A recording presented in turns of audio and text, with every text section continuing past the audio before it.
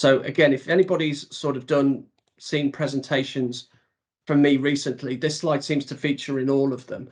So here are a very simple representation of some services you might see in your business that are made up of various elements of technology that form, say, messaging service, ERP, CRM, portal, etc. And because of service management, that is the view of IT presented to the business. And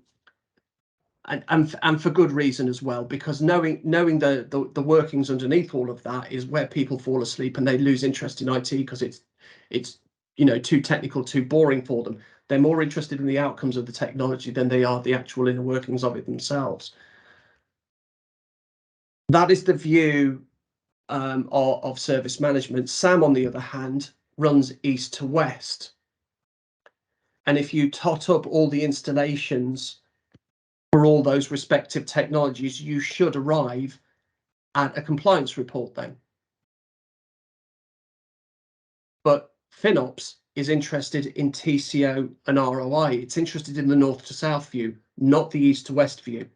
So you're slanting your perspective or point of view on the IT estate, still with an eye on finance, but on a blend with a service-based approach, not necessarily a compliance or vendor-based approach. That's interesting, yeah, because obviously FinOps, we care about cost savings, we care about licensing, we care about optimization, and I think FinOps only really cares about the optimization bit and the total cost of ownership and what value the organization's getting back, right? Because if, as an ITAM person, if someone came to me and said, our budget is going to be increasing by $500,000 this year, I'd be like, whoa, hold on, rewind.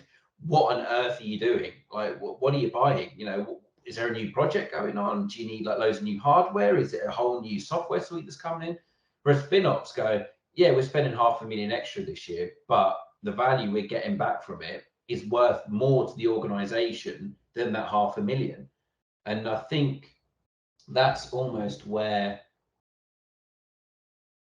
egos potentially could kind of clash a bit with ITAM and FinOps, in that ITAM's so used to that savings.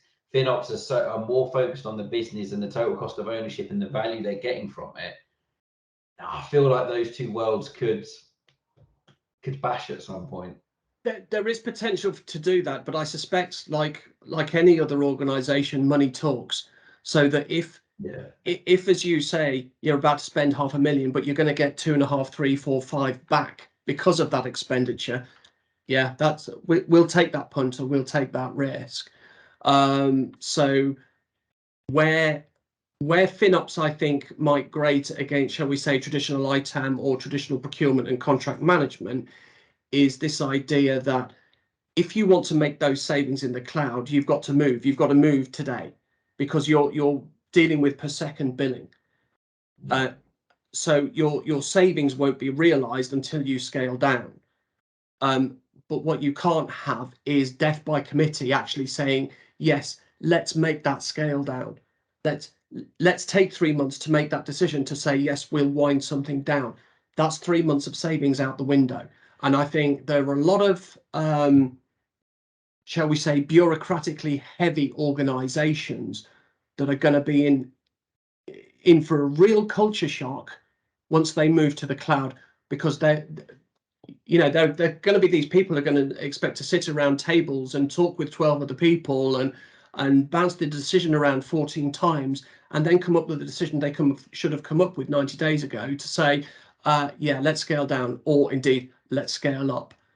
And those opportunities will just fly out the door. They will be gone.